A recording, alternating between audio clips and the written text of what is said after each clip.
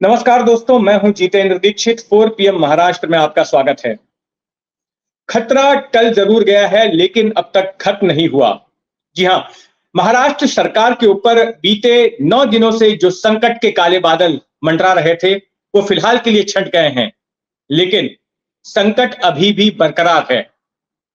मनोज जरंगे पाटिल, मराठा आंदोलनकारी, जो कि मराठाओं को शिक्षा और नौकरियों में आरक्षण देने की मांग को लेकर 9 दिनों से भूख हड़ताल पर थे, उन्होंने अपनी भूख हड़ताल वापस ले ली है।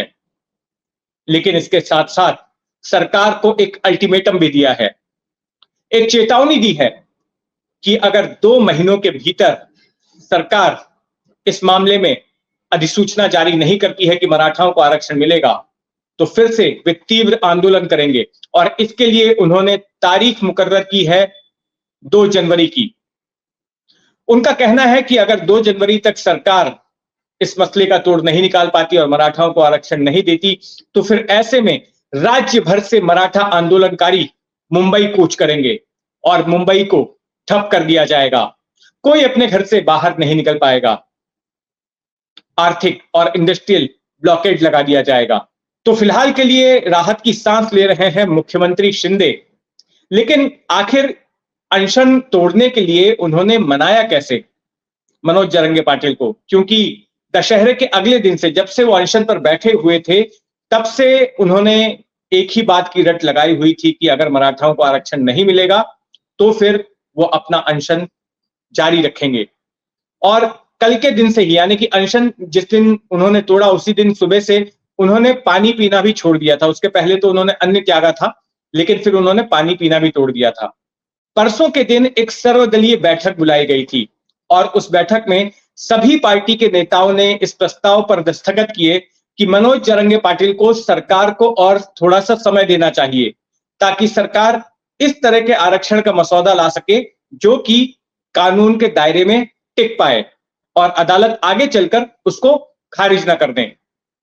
लेकिन इसके बावजूद मनोज जरंगे पाटिल ने कहा कि मुझे ऐसा लगता है कि इन सारी पार्टियों की मिलीभगत है, चाहे वो सत्ताधारी पार्टियां हों या विपक्षी पार्टियां हों, कोई हमारे साथ में नहीं है। फिर उसके बाद सरकार ने अगला दांव ये चला कि सरकार ने एक प्रतिनिधि मंडल तैयार किया। उसमें 4 मंत्रियों को रखा और 2 पूर्व जजों को रखा।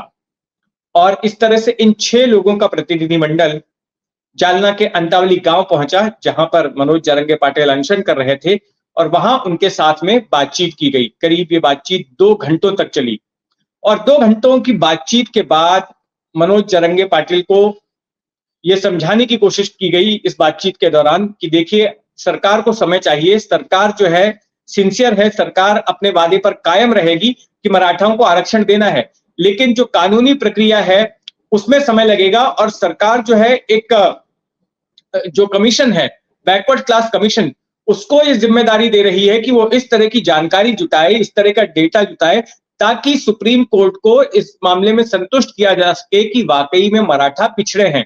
क्योंकि इसके पहले जो रिपोर्ट दी गई थी, उससे सुप्रीम कोर्ट संतुष्ट नहीं हुआ था कि मराठाओं का समुदाय पिछड़ा है और आरक्षण की मराठाओं को जरूरत है। तो 2018 में जो आरक्षण दिया गया था, वो सुप्रीम कोर्ट ने खारिज कर दिया। लेकिन इस बार नए सिरे से पड़ताल होगी और डेटा के साथ सुप्रीम कोर्ट के पास जाया जाएगा और उन्हें कन्विंस किया जाएगा। तो ये तमाम बातें इस प्रतिनिधि मंडल की ओर से मनोज जारंगे पाटिल को समझाई गई। तो इसके बाद मनोज जारंगे पाटिल ने, जहां पर वो अनशन कर रहे थे, वहां मौजूद लोगों से पूछा कि आपका क्या कहना है।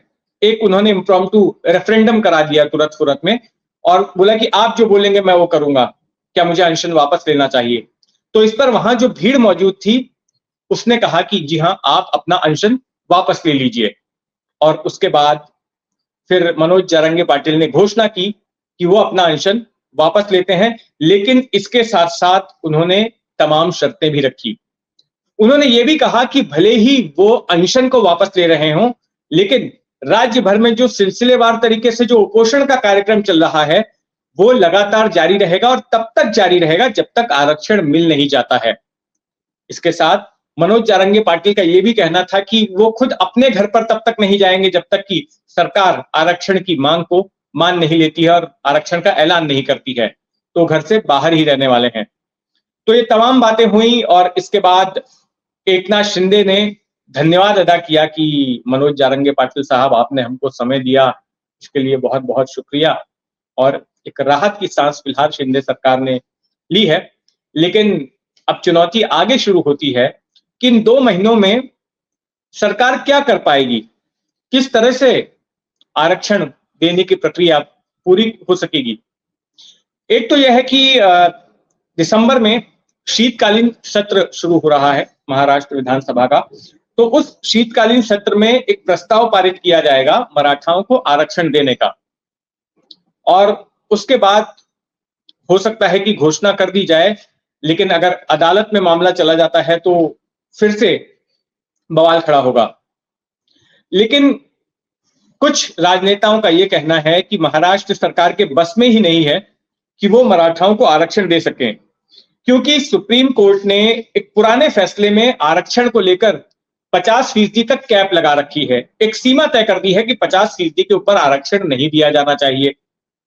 तो ऐसे में सिर्फ केंद्र सरकार ही हस्तक्षेप कर सकती है इस पूरे मामले में, और केंद्र सरकार की भूमिका के बिना मराठाओं को आरक्षण नहीं मिल सकता।